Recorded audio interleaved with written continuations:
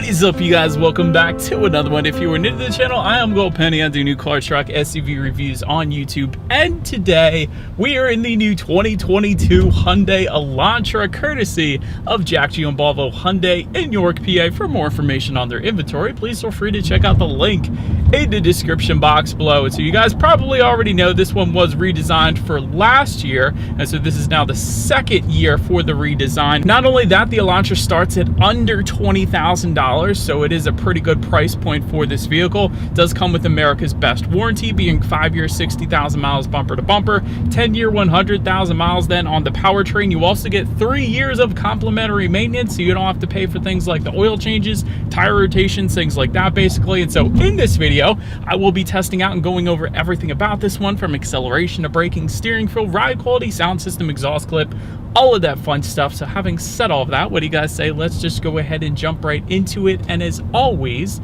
let's start with pricing. And so as you can imagine, there are a few different trim levels for the 2022 Elantra. First one being the SE, starting at $19,850. Then there is the SEL, which is the one we have today, starting at $21,100. And lastly, the Limited, then starting at $25,600. But regardless of trim level that you go with, the power plant on the Elantra is going to be the same. Powering this one is a 2-liter multi-port injected inline 4-cylinder, putting out 147 horsepower at 6,200 RPM, 132 pound-feet of torque, coming in at 4,500 RPM. Power sent to the front wheels through an IVT, that stands for Intelligent Variable Transmission.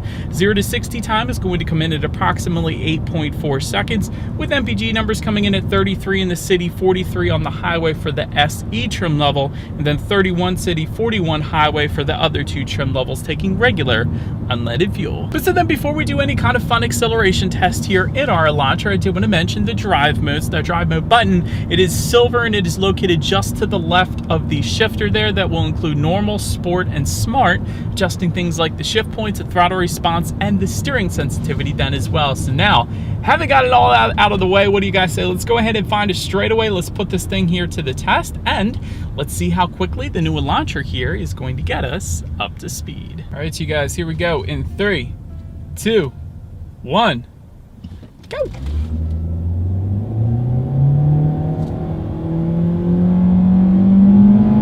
There it is.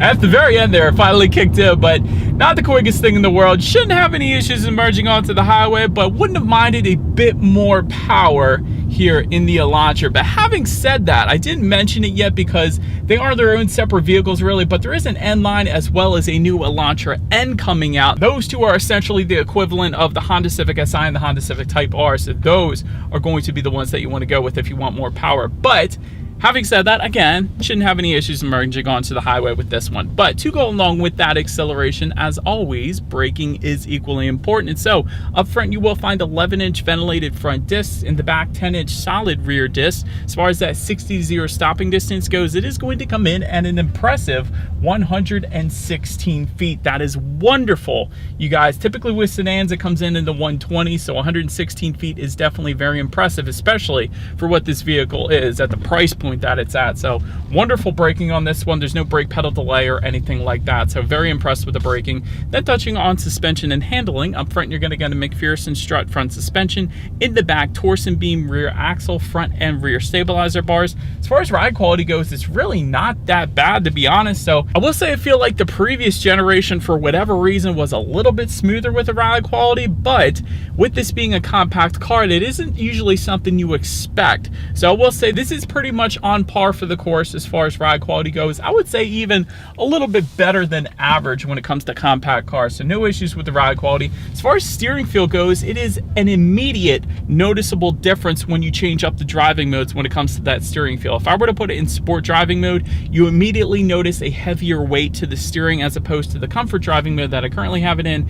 It is a noticeably loosey-goosey steering feel. So if you wanted that heavier steering feel, go with the sport driving mode. If you wanted a looser steering feel, take it out of the sport driving mode essentially. So it's really something for everybody. As far as cabin noise goes, at higher speeds I get a little bit of wind noise coming in, but it's not that bad, and it pretty much is, once again, as expected for a compact car. So it wouldn't bother me personally. Then touching on visibility, I can see perfectly fine out the back. Absolutely no issues whatsoever when it comes to visibility on the Elantra. But That about rounds out the performance segment of this review, you guys. Let's now go ahead and take a look at the exterior of our brand new 2022 Hyundai Elantra. All right, so here she is, you guys, the new 2022 Hyundai Elantra, completely blacked out. Looks pretty darn good, actually, all black. But anyways, let's go ahead and start up front on this one. Gloss black front grille coming with the SE and SEL trims. Then if you were to jump up to the Limited, that will come with a dark chrome front grille. So slight difference when it comes to the trim levels, when it comes to that front grille, I should say. But then looking down to the corners there, you will find front air curtains for all trim levels across the board. Taking a look at the headlights, they are projector-style halogen headlights for the SE and SEL. They do come with the automatic feature, meaning when it starts to get dark out at night, they will turn on automatically for you there. LED daytime running lights also coming standard with those headlights as well. LED headlights, though, coming with the Limited trim. So if you wanted a little added illumination at night, Limited trim is where you're going to want to be at for that. And like I said in my last review of this one, much lower hood line comparatively speaking to the previous generation, which gives it a much more aggressive appearance up front. So definitely a fan of the front end, but that pretty much rounds out the front of the Elantra here. Let's now go ahead and make our way to the side of this one. All right, so now since we are around to the side of this one, black window surrounds coming with the SE and SEL, chrome window surrounds then coming with the Limited. Taking a look at the door handles, they are going to be body color door handles for all trim levels, and that's kind of to be expected anyways for compact cars. Power adjustable body colored side mirrors coming with all trim levels, and I do like the Z-style accenting into the side of the Elantra as well. It's one of those design elements that you see on no other cars out there right now. It's kind of hard to see actually on a black exterior, but if you were to go with a lighter exterior, it's definitely more pronounced, but it looks pretty darn good in my opinion. Then take a look down at the wheel configuration. 15-inch alloys coming with the SE, 16-inch alloys coming with the SEL, and lastly 17-inch alloys then coming with the Limited trim level. So very cool sportback style when it comes to the side profile of the Elantra, but that pretty much rounds out the side. Let's now go ahead and make our way to the back of this one. All right, and so but now since we are around to the back of the Elantra, body colored shark fin antenna all the way to the top, somewhat of an integrated rear spoiler. Let me actually show you guys, because I know it's kind of hard to tell, but there's definitely a very pronounced something. I don't know if you can call that an integrated rear spoiler or not. I know it's not technically, but it kind of looks like it is, so pretty darn good look in the back if you ask me for that. Then of course you do have Elantra lettering spelled out horizontally in typical Hyundai fashion, as they do with all of their vehicles. And if you wanted LED taillights, that does come standard on the Limited trim level only, of course, to tie in together with the LED headlights up front. And just below it all, there is a single exhaust outlet tucked away, so I do believe you guys know what we have to do next. As always, here is that exhaust clip.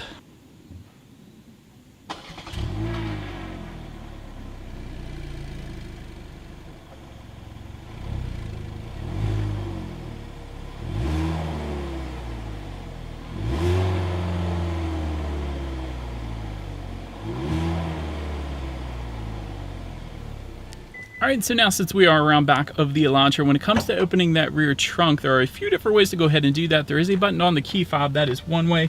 There is also a button by the driver's left foot, that is yet another way. And my favorite way, there is an integrated button into the trunk itself, kind of separating the two sides of the taillights. That is yet another way to go ahead and do that. But once opened up, cargo capacity comes in at 14.2 cubic feet. If that was not enough space, there actually are some levers found in the trunk to go ahead and fold those second row seats down. Simply just pull on that. There's a 60-40 split, so that allows a good bit more space than if you needed it. There is some cargo lighting back there, and if you were to lift up underneath the cargo floor, that is where you're going to find your spare tire, in case anybody was curious. But now, let's go ahead and make our way up to the rear legroom. That comes in at 38 inches even. For reference, I'm an even 6 feet tall. This is how much space I have back there. There is a rear center armrest with cup holders. If you were to go with the Limited, it is going to be optional for the SEL. We don't have that option though today. No charging ports, no rear ventilation. Don't really need rear ventilation in a vehicle of this size anyways. But let's now go ahead and make our way up to the front seats. Cloth seating coming with the SE and SEL. Leather seating then coming with the Limited trim level. Manually adjustable seating for the SE and SEL. Then if you were to go with the Limited, you will find a power driver seat with power lumbar. Heated front seats then coming with the Limited. That feature is going to be optional for the SEL. Yet again, we don't have that option though today, but overall, seating is okay. It is relatively comfortable, not the most comfortable seating I've ever experienced, but it is just okay. I would imagine the limited trim would give you much more comfortable seating with its power adjustable seats, with its lumbar support, things like that, but seating is okay. But then taking a look at the steering wheel, it is tilt and telescoping. It is leather wrapped if you were to go with the limited trim level only. Then making our way to the startup, let me start by showing you guys the key. You do have your Hyundai logo on the one side. Then if you flip it around, lock, unlock, that button to pop the rear hatch, and actually the circular button that says hold, that is your remote start, which is pretty cool. And that is going to come in the SEL trim level and the limited, along with the push button start as well. And then if you were to go with the limited, you're actually going to get a digital key where you can just hold your phone up after you download the app, of course. Anyways, I'm just going to put my foot on the brake and press that engine start button there. And so once started up, this is what the gauges are going to look like for the SE and SEL. However, there is a full 10 1/4 inch digital gauge cluster for the limited, but don't have that one today, so I'm not going to obviously show it to you. But tachometer is all the way to your left, speedometer is front and center. There is a small digital portion of the gauges all the way to your right to control what is on that digital screen. Simply use the steering wheel mounted controls on the right side. You can choose to display a digital speedometer if you wanted to, what driving mode you're in, trip A, trip B, of course. There are some safety features, how many miles you have left until you hit empty as well, and a ton of other information included as well. So pretty much everything you could possibly want and need up on the gauges. But then making our way to overall interior quality, power sunroof coming with a limited. Optional then on the SEL, we don't have that option. Wireless phone charger coming standard with the limited. Like I was saying, that is optional for the SEL, so that is not only going to be that wireless phone charger, but also the digital key is going to come with that as well, of course. Dual zone climate control then coming with the SEL trim level and up. You will find multicolor ambient lighting then for the limited trim level only. But overall, when it comes to interior quality, I do like the dual zone climate control that we have on our SEL. I like the design to the vents. It kind of reminds me of Audi a little bit because you have those 3 bars going across just above the passenger side glove box. It's just like a continuation of the air vent, although it's not really fully an air vent, but it's a continuation of it. So I like the design for that aspect. But my favorite part about the design of the Elantra is this bar type of ordeal separating the driver and the passenger. And the reason that I like that, I think it's kind of like they pulled it off the C8 Corvette. That's what the C8 Corvette is known for. They actually put buttons and stuff on theirs. But anyways, I think it's a pretty cool design element. Just in front of the shifter, you have 2 USB charging ports, a 12-volt power outlet, and a little bit of rubberized storage as well. Just behind the shifter, you do have dual cup holders, and within the center armrest, a decent amount of storage. Not a whole lot, but good amount. So overall, interior quality is pretty much as I would expect it to be. If you want the very best interior quality, obviously go with the limited trim level. But then making our way to the infotainment screen here, 8-inch color touchscreen display coming with the SE and SEL. Then if you were to jump up to that limited trim level, you will find a 10 1/4 inch color touchscreen display. So either way, you still get Bluetooth and audio streaming, but Android Auto, Apple CarPlay, it does come standard on all trim levels. But if you go with the SE or SEL, it is wireless. That's the one you want. You want the wireless Android Auto, Apple CarPlay, so you don't have to hook your phone up and have all those pesky wires just in front of the shifter. So I don't know why it's wireless on those two. Then you have the wired connection with the limited when you pay more money. That doesn't make sense to me, but that is the way it's set up. So I did want to emphasize that to you guys. But either way, Android Auto, Apple CarPlay either way. So that's pretty cool. But you can, of course, check out your radio information up there as well. And by the way, when it comes to the sound systems, you will find 6 speakers for the SE and SEL, and then an 8-speaker Bose sound system for the limited, which is optional on the SEL if you wanted it. But having said that, we do have the 6-speaker sound system here with us today. So what do you guys say? Let's go ahead and turn on the radio. Let's listen to some Justin Bieber. And let's test out the clarity of this one. I gotta say, I'm not a believer when it comes to that sound system. I've heard better sound systems. The Bose ought to kill it. That is a basic sound system, not the best 6-speaker sound system I've ever heard by any means. It'll get the job done. Don't get me wrong. It'll get the job done, but there are better options, like with the limited trim level, for example. But last thing I wanted to mention to you guys on that infotainment screen is when you do put the Elantra in reverse, you will, of course, find a rear view camera letting you know who or what is behind you, which is always is going to lead us into safety. It's the first thing I want to mention, IIHS top safety pick, which actually pretty much says it all right there. That's a wonderful thing. Front side current airbags do come standard. In the back, you're going to have latch, aka lower anchors and tethers for children for the rear car seats. Rear child door locks, tire pressure monitoring system. That's all boring, but Also coming standard on every single trim level of the Elantra will include forward collision avoidance assist with pedestrian detection, blind spot monitoring system with rear cross traffic alert. Usually you have to go in upper trim levels of other manufacturers to get that one.